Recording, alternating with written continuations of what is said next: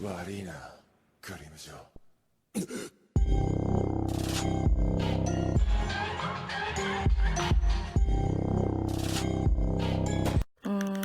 Aujourd'hui, on va mettre du violet.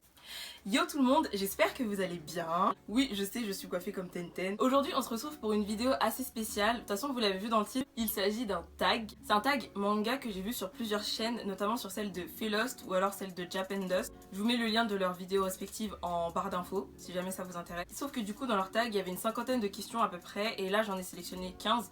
J'ai un peu refait à ma sauce, etc. En fait, j'en ai juste pris 15 parmi les 50 questions. Mais avant de commencer, n'hésitez pas à me suivre sur Instagram. Je vous le mets juste là, c'est cool aussi là-bas, donc venez y faire un tour. Bref, sans plus tarder, c'est parti pour le tag. J'ai répertorié mes questions dans ce carnet. Première question, comment as-tu connu les mangas?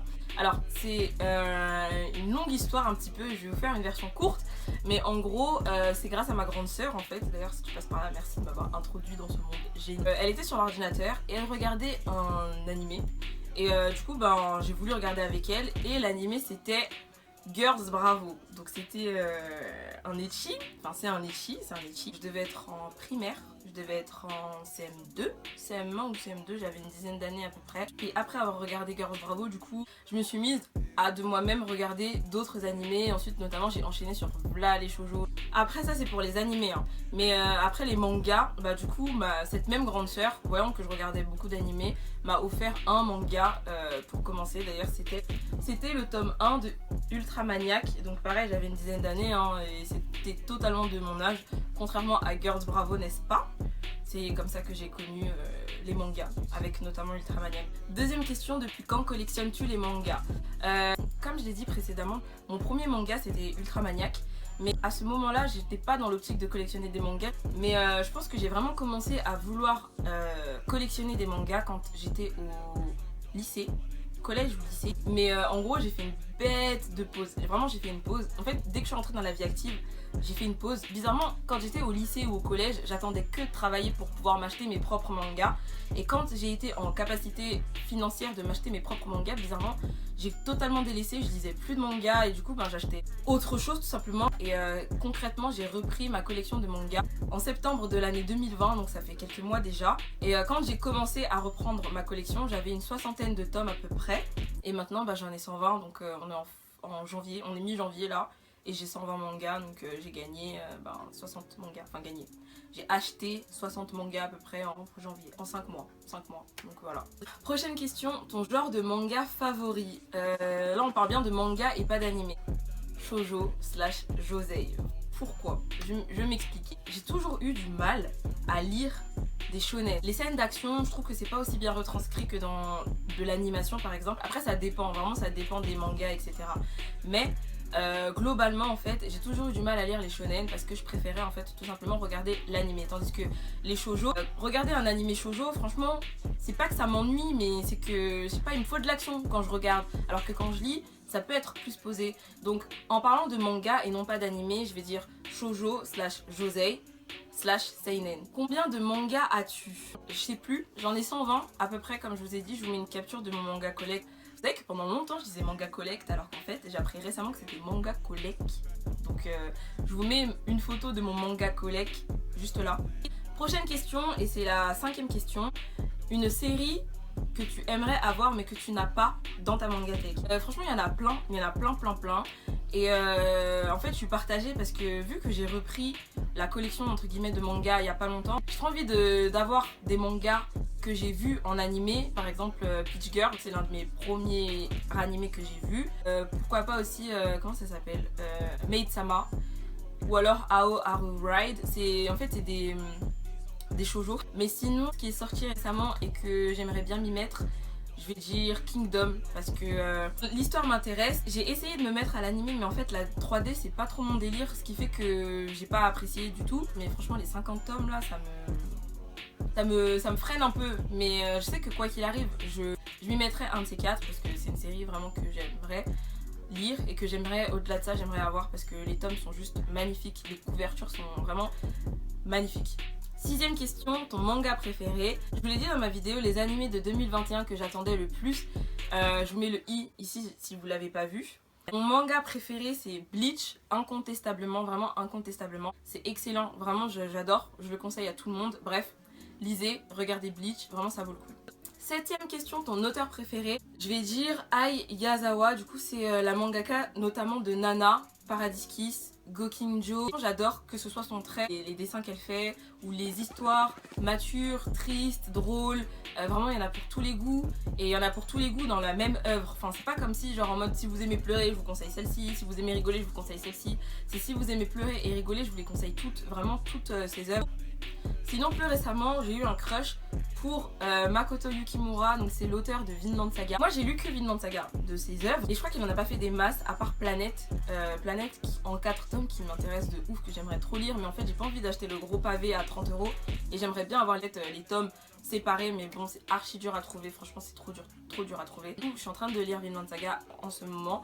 Vraiment j'adore comment l'histoire elle prend une tournure, ça commence comme ça, puis après ça devient ça. Franchement j'adore voir l'évolution des personnages en général et là je trouve que les personnages de Vinland Saga, quand on voit comment ils étaient avant et comment ils sont maintenant, je parle pas que de Thorfinn bien évidemment, mais vraiment tous les personnages, comment ils évoluent, c'est quelque chose que j'adore et je trouve que c'est super bien écrit et rien que pour ça, en ce moment je suis à fond genre sur Makoto Yukimura, grâce à Vinland Saga notamment. 8ème question, le dernier tome que tu as lu? Donc le dernier tome que j'ai lu c'est le tome 2 de Love in. Je suis grave une mytho, en fait le dernier truc que j'ai lu c'était Jizo, donc c'est un one shot des éditions Glénat. Ça m'est carrément sorti de la tête parce que je m'attendais à rien mais j'ai été déçue quand même. Genre vraiment j'ai pas accroché à l'histoire en fait et il n'y a pas beaucoup de dialogue donc ça s'est lu super rapidement. 10 € dans un one shot aussi fin en plus et c'est pas le genre de truc quand tu le lis tu te dis ah ouais tu vois, enfin carrément je l'avais genre omis de mon esprit. À la rigueur si vous le trouvez en occasion pourquoi pas hein, la lecture reste quand même pas désagréable mais... 9ème question, le dernier manga que tu as acheté? Je crois que c'était ça. C'est le tome 4 de Tokyo Revengers, donc avec la jaquette avec Draken dessus. Je l'ai pas encore lu, franchement je vous dis la vérité, je me retiens vraiment de le lire. 10ème question, un manga dont tu préfères l'animé? Je vais dire peut-être Demon Slayer. Plusieurs personnes critiquent les dessins de Demon Slayer. Moi je peux même pas parler des dessins parce que en soi les dessins ne me dérangent pas.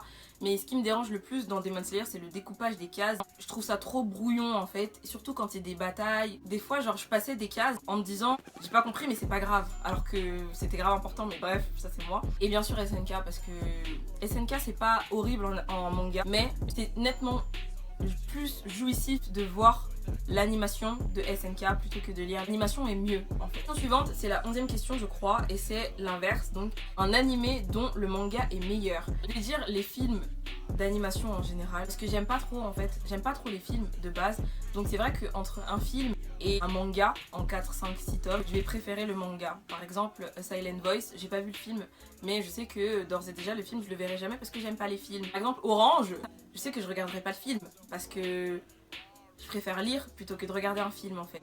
Et plus récemment, une petite déception de l'animation japonaise, je parlerai de The Promised Neverland parce que du coup j'ai vu le premier épisode de la saison 2 qui est sorti et en fait j'ai trouvé ça beaucoup trop rushé par rapport au manga, c'est beaucoup plus détaillé. Sachant que moi le manga j'ai commencé à lire à partir du tome 6 parce que j'ai regardé la première saison en animé. Pour la première fois là dans The Promised Neverland, je sais ce qui va se passer à l'avance. Dans l'épisode 1 il était trop rushé, j'ai pas trop apprécié, je me disais mais il manque plein de choses en fait et je trouve ça dommage. Donc je vais citer les films d'animation japonaise en général et là plus récemment The Promised Neverland.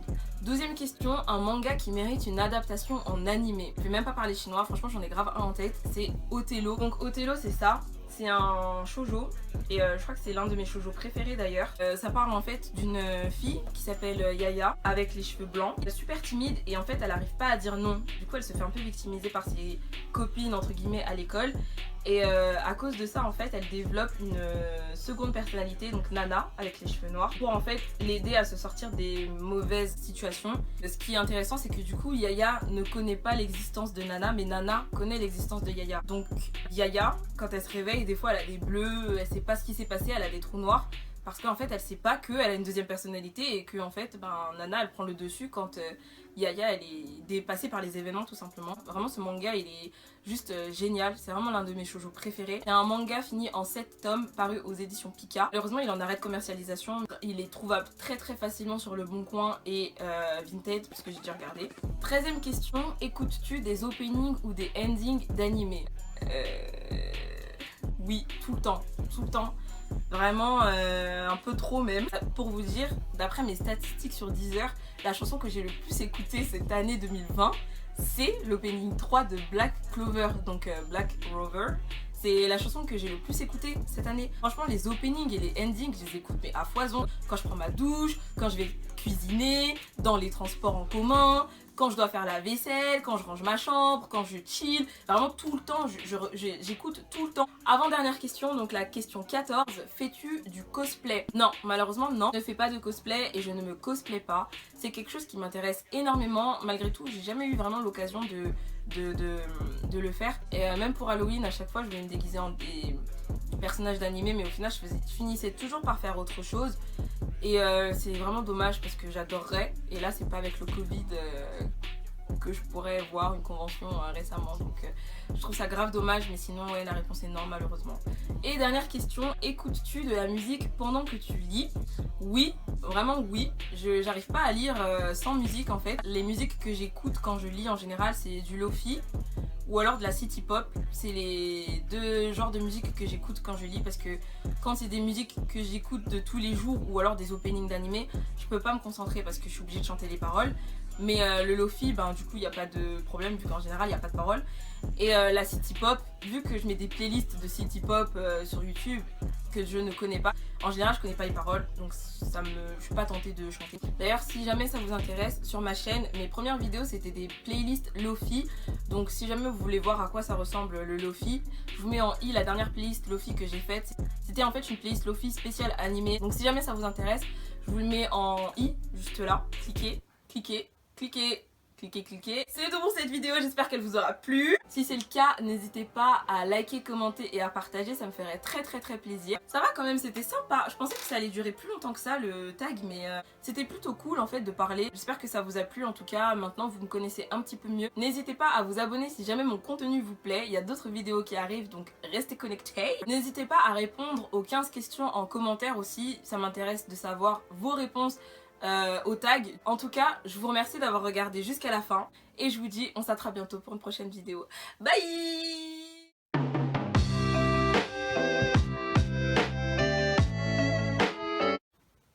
J'avais grave hésité à mettre ça, sinon comme fond, je sais pas lequel aurait donné le mieux. Je pense que ça a dû le faire bien en violet quand même, j'espère, parce que la flemme de retourner en fait.